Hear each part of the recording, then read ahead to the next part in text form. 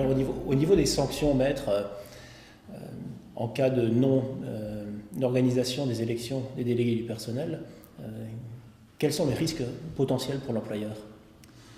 Alors, la première sanction la plus évidente, c'est ce qu'on appelle le délit d'entrave. Le délit d'entrave, c'est une infraction, donc c'est du pénal, et la sanction est une amende de 7 500 €, pouvant aller jusqu'à 7 500 €.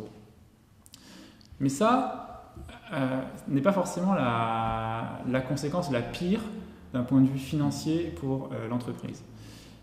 Les difficultés qui sont rencontrées par l'entreprise qui n'a pas décidé de mettre en place des délégués personnels sont plutôt des freins à sa capacité de décision, de gestion par la suite.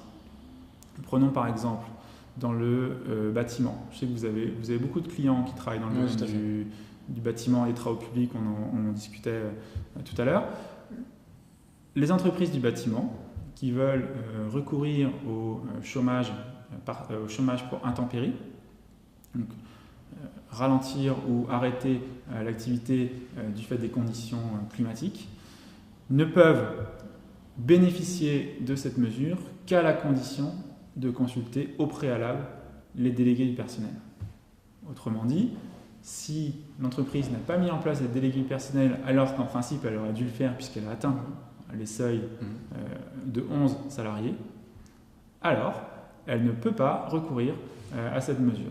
Et là, vous le savez mieux que moi, on peut avoir des conséquences dramatiques pour le fonctionnement de l'entreprise. Si elle ne peut pas bénéficier de cette mesure qui est justement faite pour donner un peu de capacité de respiration aux entreprises du bâtiment. Les conséquences financières peuvent être très importantes dans ces situations de fragilité. Tout à fait, ça peut être dramatique. Et les délégués du personnel sont une étape indispensable du bénéfice de cette mesure.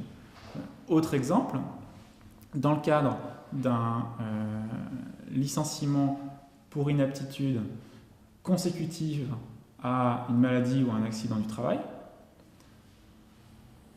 l'employeur n'a la possibilité de licencier le salarié qu'après avoir consulté les délégués du personnel sur le reclassement du salarié qui a été déclaré inapte. Et la sanction, pour le coup, est chiffrée, elle est dans le Code du travail, elle est de 12 mois de salaire. Oui, ce qui est très très important. Proportionnellement à la masse salariale, ça peut être colossal pour une entreprise de 12, 13, 14 salariés. Et ça, ce n'est pas négociable. C'est inscrit dans le Code du travail. Vous auriez dû mettre en place des délégués du personnel. Vous ne l'avez pas fait. Vous n'avez pas de procès verbal de carence. Voilà, absolument. Pas de procès verbal de carence qui a montré la démarche. Exactement. Vous n'avez même pas essayé d'organiser des élections. Vous n'avez pas de procès verbal de carence. Vous n'avez pas de délégué du personnel. Un accident survient. À la suite de cet accident, le salarié est déclaré inapte à son poste. Vous envisagez de le licencier. Vous le licenciez sans consulter les délégués du personnel, puisque par principe, vous n'en avez pas. La sanction automatique, prévue par le Code du travail, 12 mois de salaire. Tout à fait. Et ça, on ne peut pas vraiment l'anticiper. Vous ne pouvez pas vous dire, à ce moment-là, je mettrai en place les délégués du personnel à ce moment-là, j'ai le temps de voir venir. Vous ne pouvez pas le voir venir, et à ce moment-là, il est trop tard. Donc c'est une mesure de prévoyance, une obligation légale, mais une mesure de prévoyance et également de communication aussi dans l'entreprise qui est à la disposition de l'employeur. Alors oui, effectivement,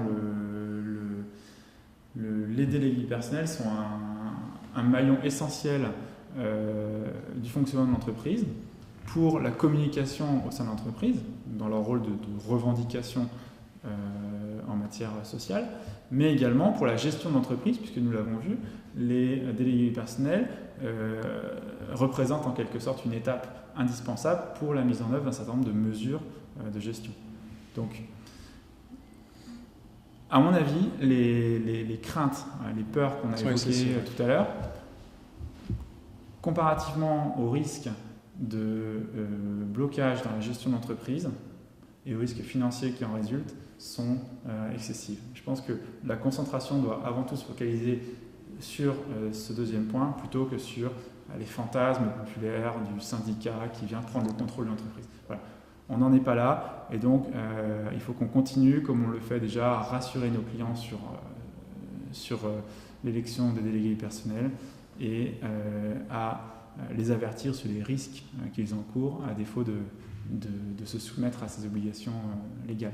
C'est une obligation, certes, mais le fait de ne pas organiser ces élections-là ont des conséquences beaucoup plus graves pour l'employeur. En fait, la sanction de l'employeur n'est pas forcément celle qu'il imagine. Tout à fait, oui. Oui. Il imagine une sanction quasiment politique, alors qu'en réalité, la sanction est purement juridique et fonctionnelle par la suite. Donc la peur n'est pas focalisée sur le bon risque, à mon sens.